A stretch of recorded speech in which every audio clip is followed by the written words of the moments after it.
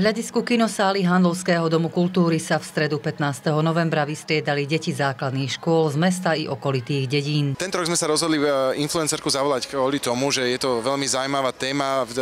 Myslím, že deti bohužiaľ žijú dosť značnú časť svojho života aj na mobiloch, na vôbec počítačoch a internete.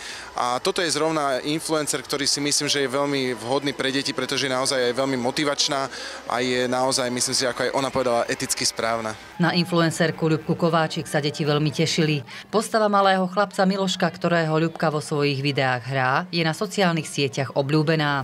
Vtipné skeče na rôzne témy majú slušnú sledovanosť a Ľubka Kováčik sa vďaka tomu stala vzorom pre nejedného tínedžera. Prišla som preto, že sa strašne rada stretávam so svojimi fanúšikmi a proste s deťmi, ktoré milujú môj obsah a to je pre mňa tá najväčšia odmena, ktorú môžem dostať. Na TikToku má viac ako 150 000 sledovateľov, na YouTube 62 000. To je dosť na to, aby mohla ovplyvňovať verejnú mienku.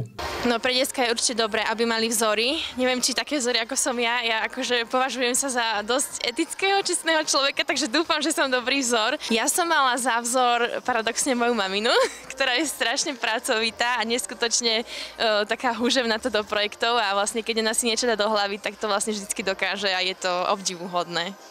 Nakrúcať videá skúša v dnešnej dobe takmer každé dieťa.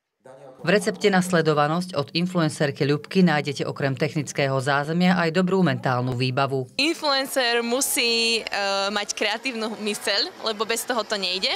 Musí mať podporujúce okolie. Mentálna výbava influencera musí byť určite odolá voči kritike, pretože tá príde. Tá prišla vždy a prichádza neustále a niekedy sú to normálne, že hejtujúce komentáre, ktoré vôbec nie je pekné čítať, ale treba mať aj takú tú húževnatosť, že ísť si za svojím. Bola úžasná, na tento deň som čakala celý svoj život. Čo si sa dneska od nej dozvedela? Čo ťa tak zaujalo? No, že ako reaguje na hejterov napríklad a ako trvalo natáčať Miloška. Keď budem veľká, tiež by som chcela byť influencerka. Skôr ako koníček, no. Aký je pre teba to zážitok, že vlastne prišla dnes do Handlovej? No proste tiež ako Tereska sa mi to veľmi páčilo, všetko bolo veľmi super, no. Čo sa ti na nej páči? Ako tvoríte videá, že ich má vtipné a proste aj celý ten obsah sa mi páči. Aké videá ťa najviac bavia?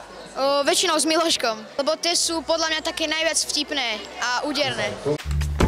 Miloško, to čo padlo? Nič, mami, spadla mi bunda. Ale tak hlasno? No to preto, že som ju mal